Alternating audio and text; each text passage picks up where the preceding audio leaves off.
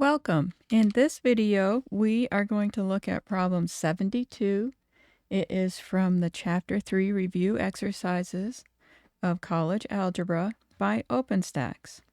Okay, and we have two functions, an f of x and a g of x, and we need to find f of g of x and g of f of x, and then we need to tell what that tells us about the relationship between them.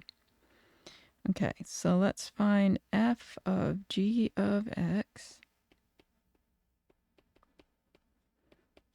Okay, so I replace g of x with its definition, and that is the cubed root of x plus 5. Okay, now anywhere I see an x in the definition of f, I replace it. So instead of x cubed, I've got the cubed root of x plus 5 cubed, and then I subtract a 5. Well, the cubed root of something cubed is just a something, so I get the x plus 5, and then I have a minus 5, so I get x. Okay, now let's find the g of f of x. G of f of x. Okay, now I put in the definition of f of x, and I get x cubed minus 5. Okay, so wherever I see an x in the definition of g, I replace it with the x cubed minus 5.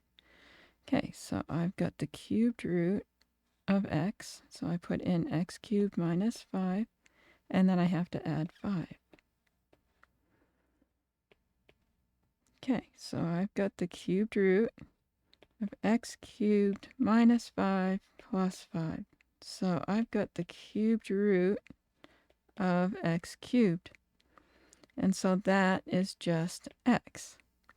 And we expected that. Once the f of g of x is x, we know the g of f of x is going to be x. Okay, but that's part A. We computed both things. And now I can put an A over here. And now for B, what does this tell us? When an f of g of x comes out to be an x, that means f of x and g of x are inverse functions. Okay, so we can write since f of g of x is equal to x, we know